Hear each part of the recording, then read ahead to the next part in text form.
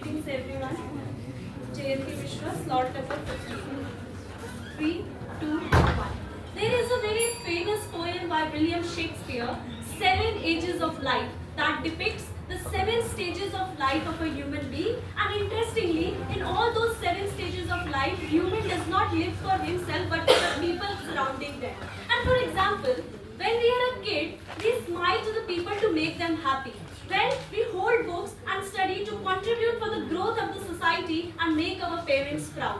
And when we marry, we look after our partner and kids and make them happy by looking after their problems. And in the penultimate or the final stages of life, we all have witnessed that how our parents and grandparents are tirelessly focused on how my kid will achieve in his life.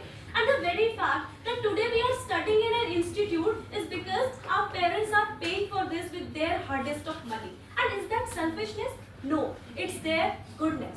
Honorable Chair, what does inherently good means? It means being good comes naturally to us than being evil. And that is the fact that even terrorists like Ajmal Kasab had to regret his act in his last stages of his life because somehow the goodness is deeply embedded in us and we only have to see that goodness.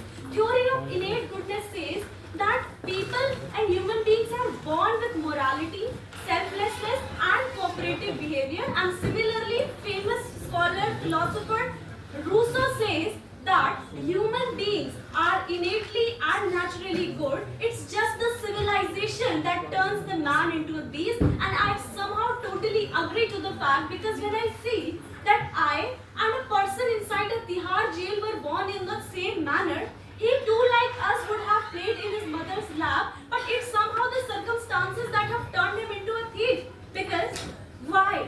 Why would a Bill Gates or Ambani's son theft someone or rob someone? It's absolutely the circumstances and not the selfishness. When coming against the motion, Honorable Chair, when I see this, there are certain acts in the society that cannot justify the statement that there are always the circumstances that affect the person to be selfish.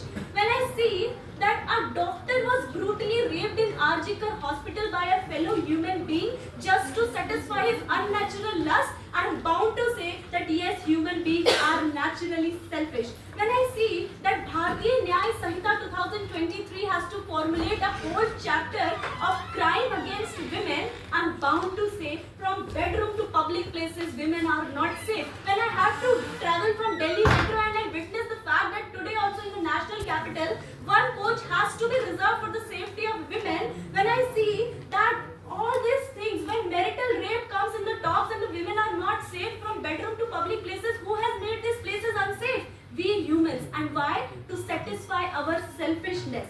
And Charles Darwin gave the theory of survival of the fittest, that when it comes to the survival, human beings become selfish. And that also, we have a fact that in the recent stampede in Mahakumbh, when fellow human beings walk upon the body of the other human being just for their mere survival, I am bound to say that yes, humans are selfish. And Honorable Chair, being the most accomplished creatures in the world, we humans do not only have the responsibility to do good for our human beings only, but for all the living creatures in the world. That is forest, that is wildlife, that contribute largely to the life. But sadly, when I see the State World Forest Report 2020 that says that primary forest cover has reduced to 800 million hectares because we cut down the trees, I'm bound to say that just for our selfish needs, we cut down